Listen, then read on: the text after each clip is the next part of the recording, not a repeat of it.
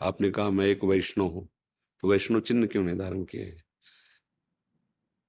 Officer के पास अगर कोई सरकारी आदमी जाता है, टोपी बिल्ला से जाता है।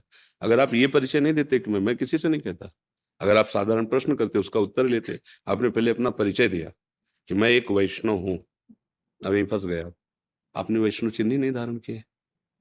क्या आपको गुरु ने वैष्णव चिन्ह नहीं दिए? अब आप प्रश्न कीजिए।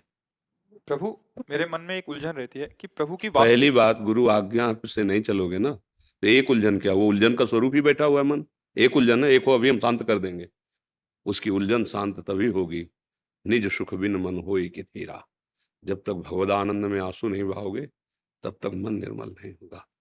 परमानंद की अनुभूति गुरु आज्ञा पे चल। आजकल भैया सब मनमानी आचरण कर रहे हैं, प्रश्न ब्रह्मानंद के करते हैं। प्रश्न सीधे वेद के पार ऊपर ऊपर वाले उपनिषदों के, वेदांत दर्शन के। वो आचरण मनुष्यता के भी नहीं रह गए। बुरा लगेगा। आचरण नहीं है तो फिर तो केवल वाणी के बोलने से कोई बात नहीं बनती।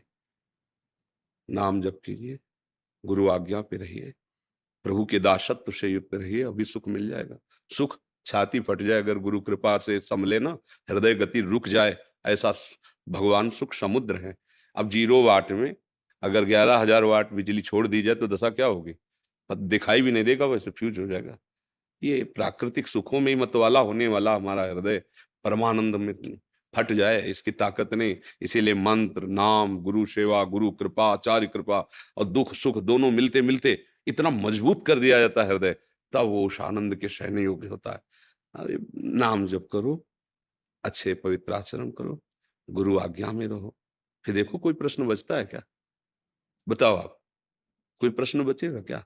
भैया सीधी बात है, 2 प्रकार के कर्म सबसे जबरदस्ती होते रहते हैं। जबरदस्ती का मतलब, माया के 3 गुण, सतोगुण, रजोगुण, तमोगुण, वो आपको बलात् प्रेरित करते रहेंगे। तीनों गुण अपना प्रभाव दिखाते रहेंगे, शुभ और अशुभ, पाप और पुण्य, 2 ही प्रकार के कर्म होते हैं। गुरु कृपा इन दोनों से निकालती है। भजन कोई शुभ कर्म के अंतर्गत नहीं आता। भजन त्रिगुणातीत है।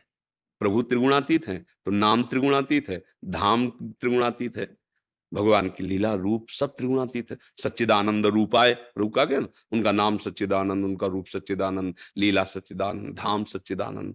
भाई जब तक ये 2 कर्म होते रहेंगे शुभ अशुभ, तब तक द्वंद होता रहेगा, सुख और दुख, हर्ष और शोक, अनुकूलता और प्रतिकूलता, निंदा और सम्मान, प्रशंसा होता ही रहेगा, रोक नहीं सकता कोई। इसका परिणाम है।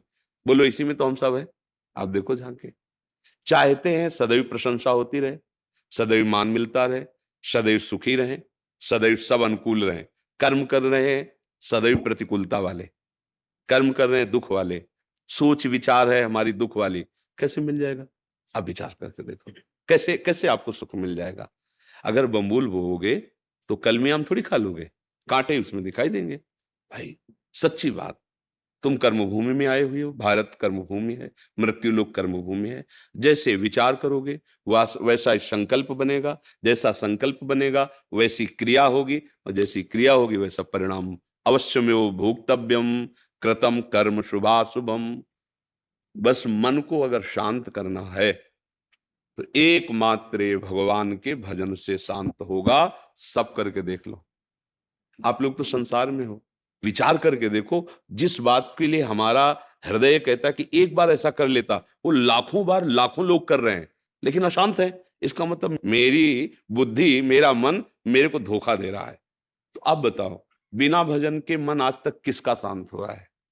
सब भोग भोग लो। जो हम सोचते हैं कि अगर इतना इतना हो जाए तो मौज में हो जाए, उससे अधिक किसी के पास है, और वो मौज में नहीं है, वो भी चिंतित है, वो भी दुखी है, वो भी अशांत है।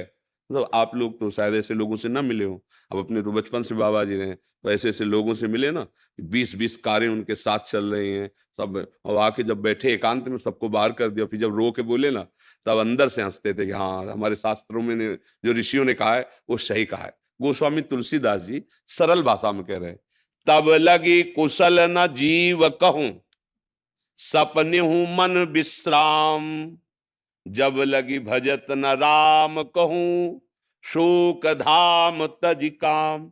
उर्दू में नहीं कह रहे हैं कोई, विदेशी भाषा में नहीं बोल, सीधे हिंदी में बोल रहे हैं। तुम्हारे को तब लग न कुशल होगा, न मंगल होगा, न मन स्वप्न में भी शांत विश्राम होगा, जब लग तुम इस शोक धाम कामनाओं का त्याग करके भजन नहीं करोगे। भजन के बिना, हमारे यहाँ श्री हित ध्रुवदास जी बहुत बड़े प्रेमी रसिक महापुरुष हुए, उन्होंने कहा, जो चाहत है नित्य सुख अर मन को विश्राम, हित ध्रुव हित सो भजत रहु, पल पल श्यामा श्याम, श्यामा श्याम, श्यामा। अभी सुख मिल जाए। यदि नित्य सुख चाहते हो, मन का विश्राम चाहते हो, हर प्रश्न का उत्तर समाधान चाहते हो, नाम जप करो। जो नाम प्रिय हो, जो गुरु जी ने दिया हो, उस नाम बिना बारी मथे घृतोय बर सिकता ते बरु तेल, बिनु हरि भजन न बहुतरी, यह सिद्धांत पेल। चाहे जितने प्रश्न कर लो, चाहे जितने उत्तर दे लो, जब तक नाम जप नहीं करोगे तब तक बात नहीं। समझ में आ रहा है?